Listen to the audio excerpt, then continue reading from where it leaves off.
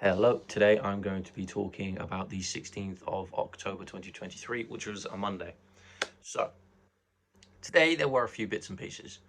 For the most predominant part of the morning, we watched a documentary on music production in like the 80s and 90s by a guy called David Gibson, who had who looked like he was from the 80s, the mustache, the mullet, everything.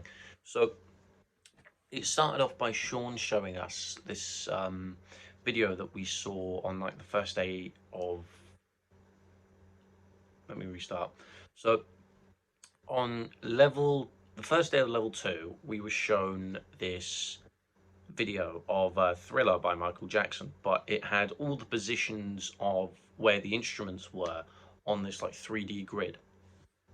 Um, and I didn't think about it for the rest of the entire year, but on Monday, Sean played that video again, which rejogged my memory, I'll be brutally honest. So it pretty much just showed where everything was, where everything was panned to, where everything should be panned to, what was loudest, like the frequency of the object. So bass was at the bottom, obviously. Guitar and hi-hats were more higher. The louder the thing, the bigger the bubble was, because it was all in like these weird oval bubble shapes of different colors. So of course, Michael Jackson's voice, it was big and it was loud. It was at the front. When the guy was, I think it was rapping. I'm not sure. He was at the front. The drums, they were at the front. The synth at the start, that was at the front. And if things were moving throughout the mix, it would show where things were moving. Sorry. Oh god. And pretty much this was a 2-hour documentary. We didn't watch all of it. I'd say we watched about 45 minutes before lunch came. And it pretty much just went through a bunch of different effects that we used, chorus, reverb, oh lord, there was like reverse snares and stuff, which I know what those things were, but seeing how he explained it was really interesting because reverb obviously makes things louder. Well, no, it doesn't make things louder. It's like an echo chamber. It just elongates things. So it's sort of for like it's on guitar. You've got like sustain notes. It's sort of like that for vocals, which watching him explain it and having it shown up on a screen was really useful. Chorus again. Not really as useful, as I didn't really get what he was trying to say. I still don't quite understand what chorus is, but that's by the by. And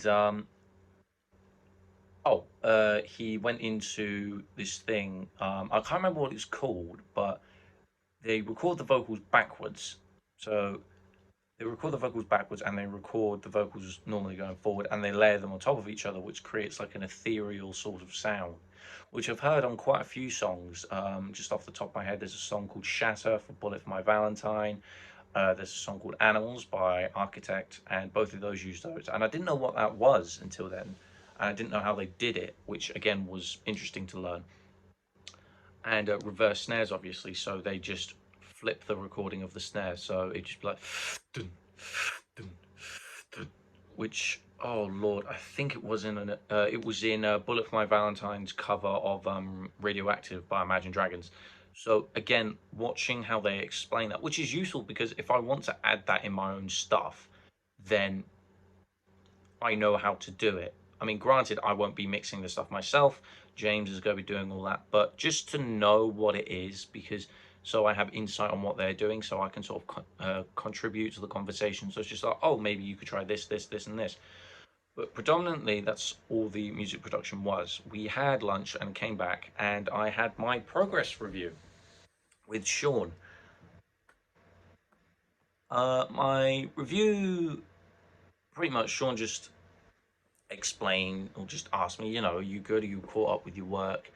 And we just went into lengthy discussion about it. And the whole point, cut a long story short, he said I was doing rather well and everything. I need to add pictures to my reflective log, but for some reason it won't let me do it on my computer, which is getting annoying because I do have photographs.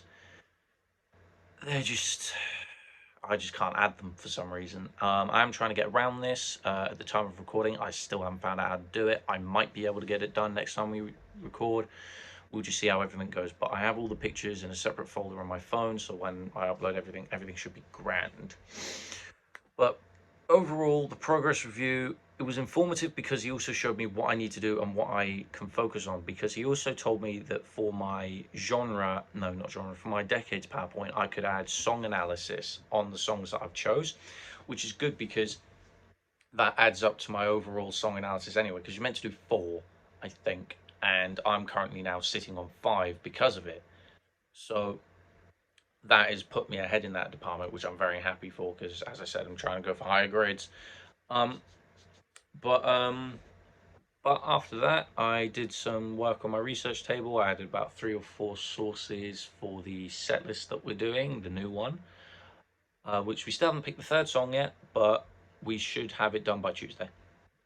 Um, and I worked on my genre PowerPoint a bit because I was halfway through writing one of the slides on how it led to how my genre, heavy metal, was created socially, like what led to it.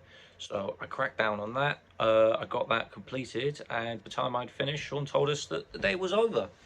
So that's predominantly everything that happened on Monday, and I shall speak to you tomorrow.